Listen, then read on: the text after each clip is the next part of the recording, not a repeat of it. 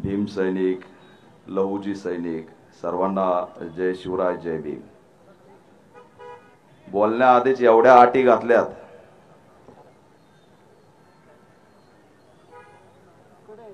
घटना अतिशय संवेदनशील आहे आणि आयोजकांनी ज्या अटी घातल्यात त्या आम्हाला मान्य आहेत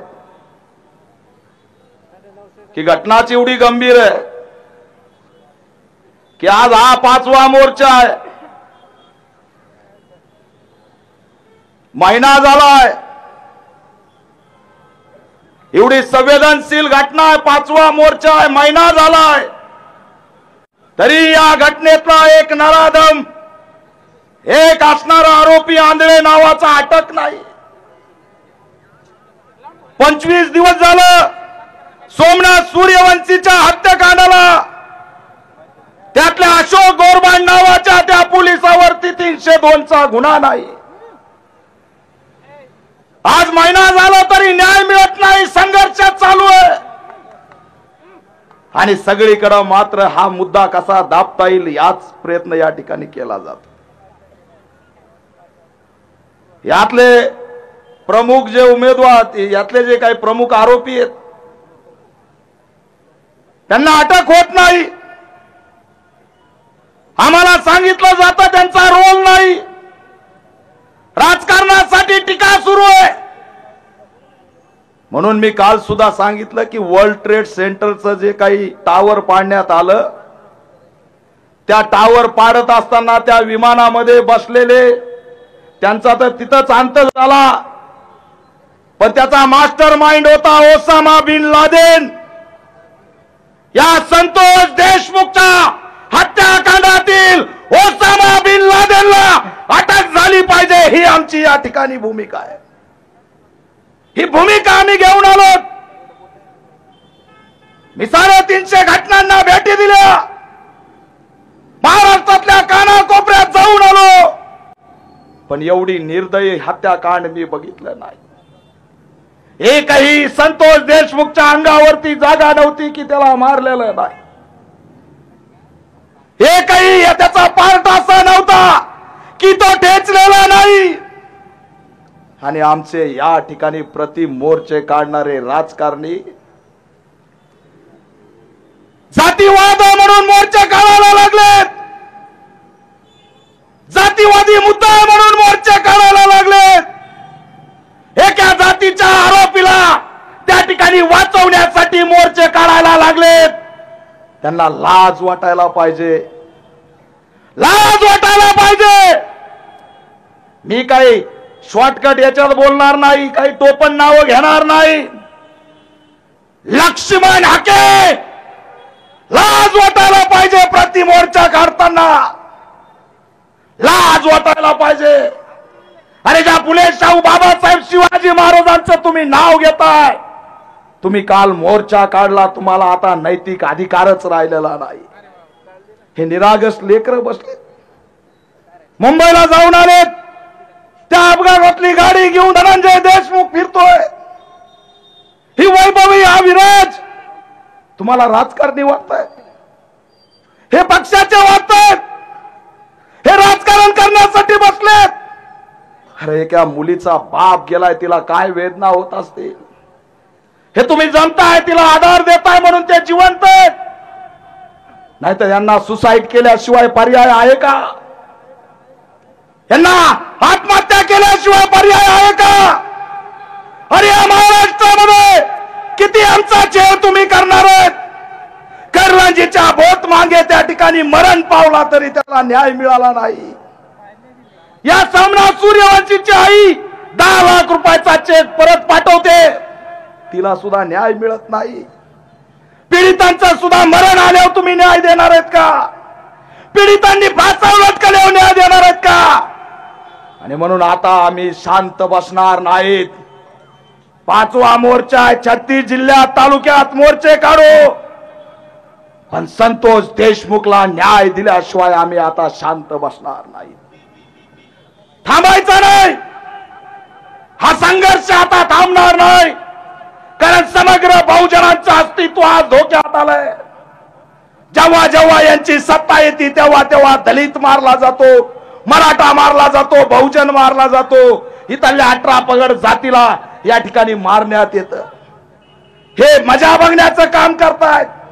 आणि म्हणून आता मुद्द्यावरती आमची भूमिका एवढीच आहे की 2.5 महिन्यात फास्ट ट्रॅक कोर्टाच्या माध्यमातून यांना असणार फाशीची शिक्षा झाली पाहिजे, ही आमची भूमिका आहे. फाशीची शिक्षा झाली पाहिजे. अरे संतोष देशमुख कोण होता? मानवतेचा प्रतीक होता, एक भीमसैनिक होता. संतोष देशमुखनी ज्याला वाचवलं तो बौद्ध समाजाचा होता. आज मला आनंद आहे की या जालन्यामध्ये आमचे भीमसैनिक ढाण्या वाघ या ठिकाणी बसलेत, आमचे अण्णा भाऊ लवजींचे लेकर बसलेत, आमचे छत्रपती शिवाजी महाराजांचे मावळे बसलेत. संतोष देशमुख हा मुद्दा हत्याकांडापुरता मर्यादित नाही, तर या महाराष्ट्रातले फुले शाहू बाबासाहेबांचे छत्रपती शिवाजी महाराजांचं अस्तित्व वाचवण्याचा मुद्दा आज तयार झाला आहे. हे लोन थांबणार नाही. आणि म्हणून मित्रांनो, मला वेळ कमी दिलाय, जाता जाता एवढंच आव्हान करतोय, पंकजाताई मुंडे, मला तुमच्याकडून ही अपेक्षा नव्हती. आम्हाला सांगितलंय नाव घेऊ नका, पण नाव घेतल्याशिवाय आता पर्याय नाही. मोर्चा काढायचा आणि नाव घ्यायचे नाही. अरे जे जबाबदार आहे त्यांचं नाव घ्यावं लागेल. का नाव घ्यायचं नाही? कुणाला घाबरायचं? अरे आमचा माणूस त्यांनी घ्यायच्या पायपानी मारून टाकला आणि तुम्ही म्हणता नाव घ्यायचे नाही. मी फक्त पंकजाताई मुंडे तुम्हाला आव्हान करतोय की हे पटलं नाही.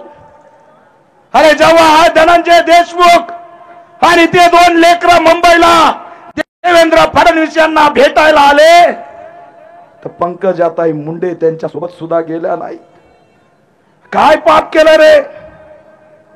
काय केलं या लेकरांनी? आपल्या बापाला न्याय मागणं गुन्हा आहे का? काय पाप केलं यांनी? पंकजाताई मुंडे, तुम्ही त्यांच्या सोबत सीएम कडे जाऊ शकल्या नाही. का जाऊ शकल्या नाही? उत्तर द्या. अरे मला वाईट त्यावेळेस वाटतं की हा धनंजय देशमुख लढतोय. संतोष देशमुख कोण होता? पंकजाताई, संतोष देशमुख तुम्ही निवडणुकीला उभा राहिल्या होत्या तेव्हा मसाजोगच्या भूतचा भूत प्रमुख होता. तुमच्यासाठी लढलाय तो. अरे प्रीतम मुंडे उभा होत्या तेव्हा सुद्धा भूत प्रमुख होता. तुम्ही उभा राहिला तेव्हा सुद्धा भूत प्रमुख होता. भाजपचा तो पदाधिकारी होता. आणि बावनकुळे नावाचा माणूस बेंडकुळे वनी दिसतो. ए वाजवारे टाळ्या, घाबरू नका कुणाला. माणसं मारायचे. आणि हा बावनकुळे सकाळी प्रेसला काय म्हणला त्याला समजलं पाहिजे. म्हणतो लाडकी बहीणचं अध्यक्ष केलं कारण वाल्मिक कराडचं काम चांगलं होतं. पहा हे बावनकुळेचं सकाळचं स्टेटमेंट. अरे लाज वाटलं पाहिजे यांना. भाजपच्या पदाधिकाऱ्याची हत्या करणाऱ्या या सगळ्या गँगला हे चांगलं म्हणतायत. लाडकी बहीण योजनेचा अध्यक्ष करतायत. बावनकुळे एक काम करा, तसं बी देशाचा गृहमंत्री कोण झालेला हे सगळ्याला माहित आहे. त्यांच्या विरोधात मोर्चे चालले, त्यांचा राजीनामा घ्या आणि तुमच्या या टकुच्याला गृहमंत्रीच करा. काय चाललंय?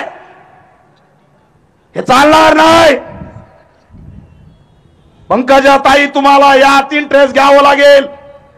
पंकजाताई माझं आव्हान आहे, एक भाऊ म्हणून आव्हान आहे की हा तुमचा कार्यकर्ता होता, त्याला न्याय द्या. वैभवीला न्याय द्या, या विराजला न्याय द्या. वाईट वाटतं पंकजाताई, ज्या वेळेस तुम्ही मंत्रालयात बसून मंत्री पदासाठी जे लोक येतात त्यांच्याकडून गुच्छ घेतात, हे लेकरं फुलाला हात लावू शकतात का? अरे हे लेकरं फुलं नाहीत का? त्यांचं आयुष्य चुरगाळून टाकण्याचं काम केलंय आणि तुम्ही मंत्रालयात बसून गुच्छ घेताय, सत्कार घेताय. हे चालणार नाही. हे चालणार नाही. हा बंड आता थांबणार नाही. संतोष देशमुखच्या मारेकऱ्याला फाशी झालीच पाहिजे. त्या वाल्मिकांना कराड, त्या वाल्मिकला 302 चा आरोपी केलाच पाहिजे। आज आमच्या हाती चांगली माहिती आली। देशमुखरावला बोलत होतो की खंडणीच्या प्रकरणात अधिकाऱ्याचे हातपाय तुडू असं जे काही वाल्मिक कराड विष्णू चाटेला बोललाय त्याचे व्हॉइस सॅम्पल मॅच होणार। 302 मध्ये अटक करा आणि त्याचा असणारा कोण जर मास्टर माइंड असेल तर त्याला सुद्धा अटक झाली पाहिजे। अरे काय पेरलं तुम्ही? आमच्या इथं खासदार बसलेत आमचे, काळे साहेबांना माहित आहे इम्रान मेहंदी धरला होता, त्याचं फक्त एक हत्याकांड उघड झालं होतं आणि जेव्हा पोलिसांनी खाक्या दाखवल्या तेव्हा त्यांनी किती हत्याकांड मातीतून काढून दिले। अरे याचा जर खाक्या दाखवल्या तर ते काल अण्णा सांगून गेले सुरेश अण्णा की 109 मुर्दे सापडलेत। तुम्ही खाक्या दाखवा, मुर्देची मुर्दे बाहेर आल्याशिवाय राहणार नाही। पण पोलीस काय करते कळत नाही। पोलीस कार्यकर्त्याला मारते, सोमनाथ सूर्यवंशीला टाकलं मारून, 150 लोकांना मारून टाकलं। पोलिसांचं मला कळत नाही, सगळे पोलीस सारखे नसतात, पोलिसांना कोण काम करू देत नाही हे आम्हाला माहित आहे। एकदा का ते सिंगम झाले, फक्त त्यांनी सिंगम झालं पाहिजे। ते पिक्चर मधला सिंगम बघायला आम्हाला आवडतो, पण पोलीस जर सिंगम झाले तर चिटिंग चिटिंग चिटिंग म्हणित आकाचा आका सुद्धा आतमध्ये आल्याशिवाय राहणार नाही। एवढी ताकद या महाराष्ट्र पोलिसांची आहे, एवढी ताकद या महाराष्ट्र पोलिसांची आहे। छपरी पोरं घ्यायचे, चिरकुट असणारे पोरांना गुन्हेगार करायचं। अरे कुणी पोचलंय? धनंजय मुंडे उत्तर द्या, कुणी पोचलंय सुदर्शन गुलेला? हा सुदर्शन गुले कुठून निर्माण झाला? सुदर्शन गुलेचं घर जेव्हा मीडियाने दाखवलं तेव्हा कळालं की सुदर्शन गुले किती गरीब आहे। अरे या सुदर्शन गुलेकडे मोटरसायकल घ्यायची अवकात नाही, त्याच्याकडे स्कॉर्पिओ आली कुठून? यांच्याकडे स्कॉर्पिओ येतात कुठून? त्यांच्या रील्स निघतात कुठून? काय ते बळ देऊ देऊ बळ देऊ देऊ त्यांना असणारं गुन्हेगार केलं आणि आज ते आमच्या मुळावरती उठले। हे चालणार नाही। देवेंद्र फडणवीस आपण गृहमंत्री आहेत, जास्त काळ या लेकरांचा अंत बघू नका, या समाजाचा अंत बघू नका।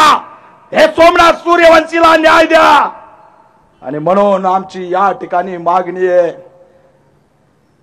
की वाल्मिक कराडची जेवढी काही संपत्ती आहे ती शासनाने जप्त केली पाहिजे। वाल्मिक कराडची संपत्ती जप्त करा। एवढंच नाही, जेवढे आरोपी त्यांची संपत्ती जप्त करा।